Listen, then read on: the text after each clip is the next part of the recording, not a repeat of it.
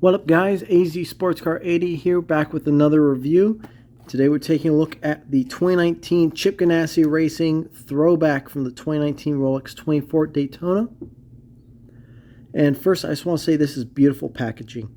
One of my favorite parts about Team Transports is we always have a track, this time Daytona in the background. Then we have our Ford GT and Ford C800. In the back we get a picture of all the other cars in the wave. So not much to talk about here, but definitely a beautiful piece of artwork on the car. Then I'll take this out real quick and we'll look at the hauler for the set. Alright, first up we have the Ford C800. And one of my favorite parts of this set is the hauler right here, because it fits beautifully with the throwback tone of the livery of the car. And in this case also the trailer.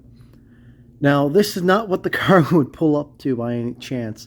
This is just a fictional, not fictional truck's real, but a fictional livery of a hauler. And one neat thing is there is a piece of articulation, which is right here on the ramp. It goes a little bit higher than a car could drive realistically, but allows you to fit a second car in here, like say the 2016 Le Mans car from Team Ganassi. So I mean, you could essentially haul the entire team from race to race if that's what you wish. But I mean, we have a beautiful livery across the side. We have EcoBoost, Castrol, Michelin, Brembo, and Sparco as your sponsors on the diecast. Beautiful front end with the grille colored in. Let's see if I can get that to focus. There we go. See how well that's going to work. We got the little Ford emblem, plus headlights are done up, which is pretty nice. Same thing with the lights above. We got chrome wheels and rubber tires, which is a nice add. And a neat detail I like is we have a Ford license plate dump in the classic style of the Ford racing team. All metal chassis with a plastic body for the actual trailer portion. And really great just work in general with this hauler right here. Honestly, probably almost my favorite part of the set if it weren't for the fact that it came with one of my favorite liveries of the season. Alright, and here it is. So this car was piloted by Ryan Briscoe, Scott Dixon, and Richard Westbrook. They actually did a pretty decent job. Had a few issues with Briscoe hitting the wall, Westbrook screwing up the wave around, and giving them a nice old 3.5-minute penalty. They would end up finishing 4th, well, 13th overall, 4th in class.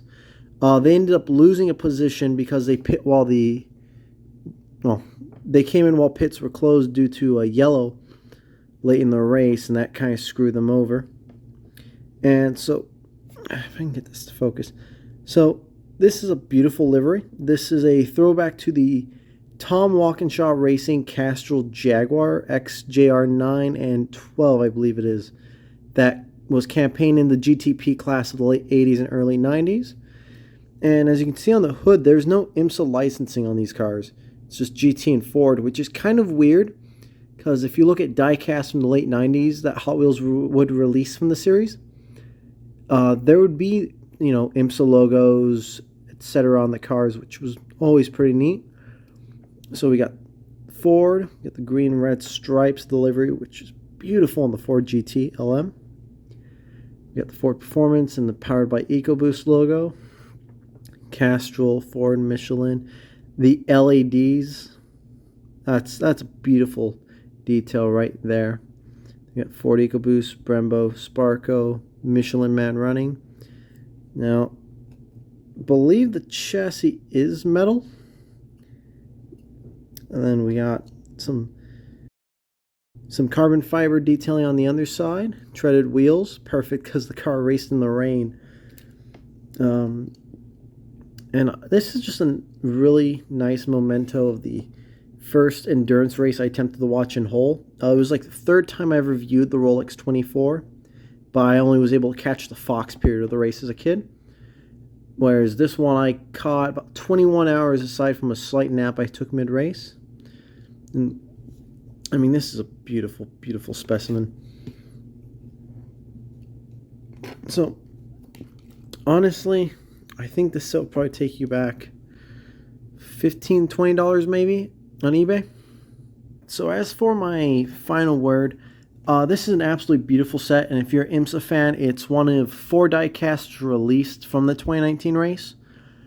This, a Spark, a Para 64 release of the 88 team, and the 33 car, which is coming out from Tarmac Works later in the year.